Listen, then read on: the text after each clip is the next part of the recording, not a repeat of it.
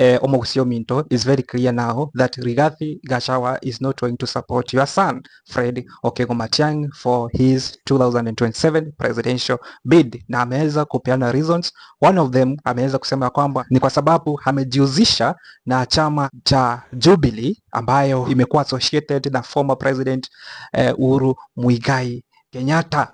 Sasa, here is the dilemma. If Fred Matiang'i is not going to vie using Jubilee Party, how is he going to attract funding? How is he going to be sponsored?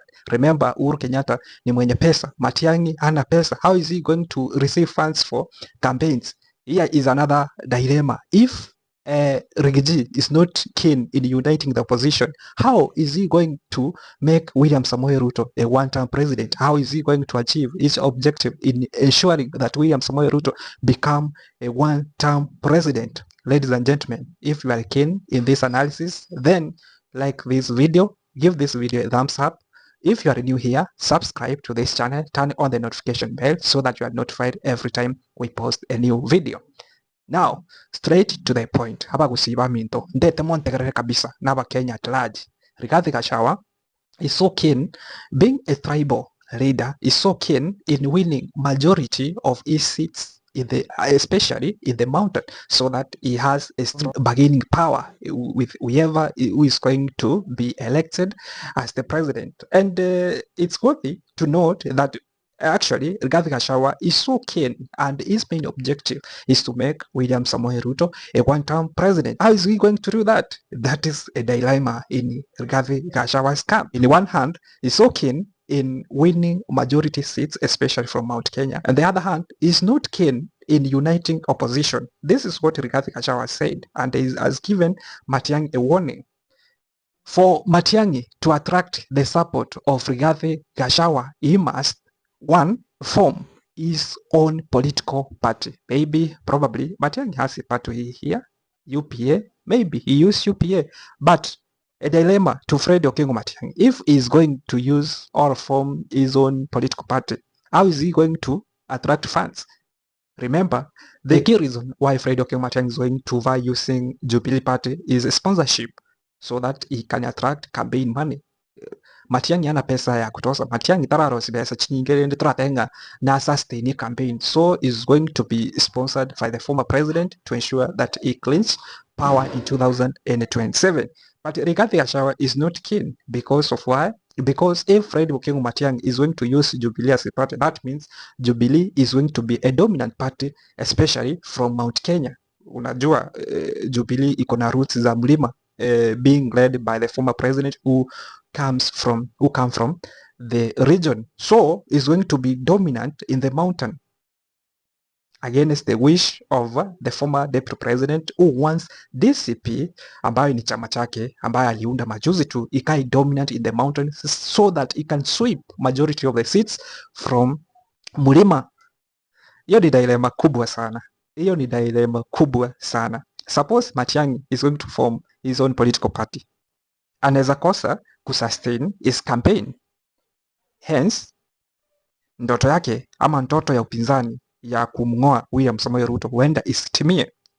Number 2, Rigathi Gashawa is not going to support Fred Matiang'i for his association with Jubilee Party, ambayo tiataki quite dominant in the mountain.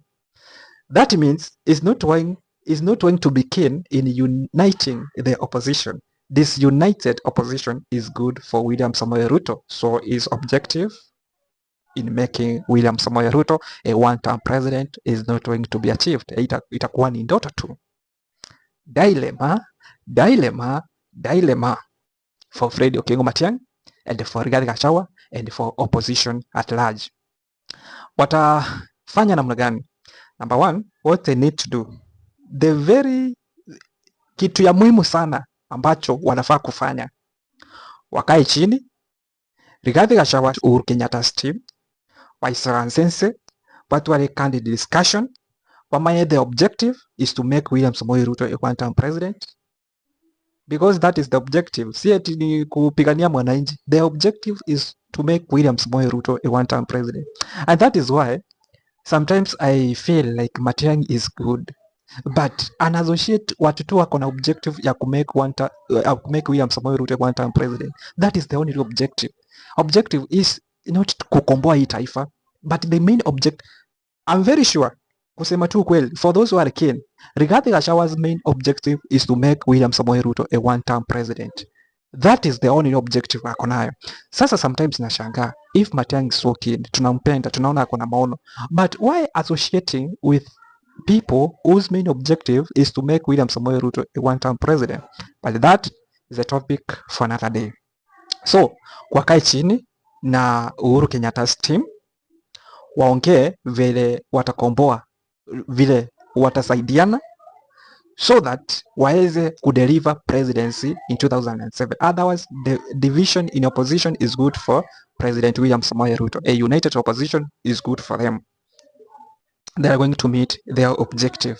So, Rigathi Gachagua anaenda ahead kusema kwamba for Matiang'i to attract his support, he must show that Gusii community is solidly unified.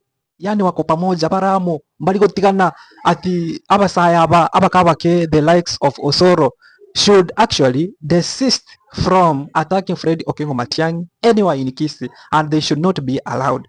Yes, he's right. Kuangalia from another angle, the guy is not so serious because hakuna mahali Kenya ngima uranyora abantu bale 100% behind somebody.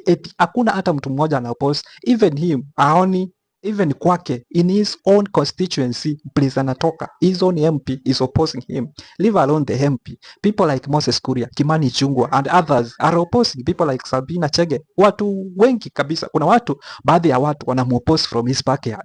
So CAT pia yeye ako 100%, ati kuna watu 100% wanamsupport. Even William Samoei Ruto ayuko na 100% people wanamsupport from his region. People like Alfred Ketel, ni baadhi ya watu wanamuoppose. Hata Kalonzo Musyoka ayuko, hata Raila Odinga, watu kama Miguu, hakuna mtu ako 100% ako na hiyo support. So in that I tend to disagree with Rigathi Gashawa. He also gave Fred Matiang'i another condition, ambayo ni kwamba alisema kwamba for Kenyans to take him seriously, he should resign from his position from the World Bank. That is good. In fact, if Fred Matiang'i katagete apa wananchi wa Kenya wamuye seriously, he should actually go, and in fact he went, and do a formal resignation from his position from the World Bank, ambayo ni kidhani that is what exactly he want to do. For Kenyans to take him seriously, hiyo nayo tusiargue sana. Hata wewe unajua, as much as we support Fred Matiang'i, for Kenyans to show commitment like huyu mtu pia ako serious na hii kiti, si eti tunamlazimisha, he must resign from his position from the World Bank. Wacha niachie hii video hapa. I don't want this video to be long. I think I've summarized the main theme of today's topic. The main points nimewapea. You have now the points, you can digest them, and if you have a divergent opinion, na bagotolikira se comment section, or your views ziko aje. Na if you have a converging opinion, you also want to at least kutusupport, utuandikie kwenye comment section, utuambie views zako ziko hivi. Pia wewe kama unataka kuchangia, andika tu comment section, utuambie venye maoni yako hiko. I have a question. Do you think Rigathi Gashawa is going to support Fred Matiang'i? Say yes or no in the comment section.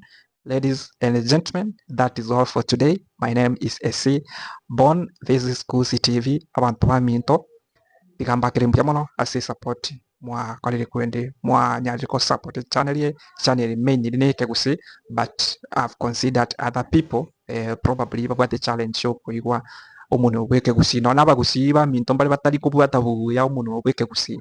So I've somehow considered them in this episode. So thank you. See you in the next video. Asante.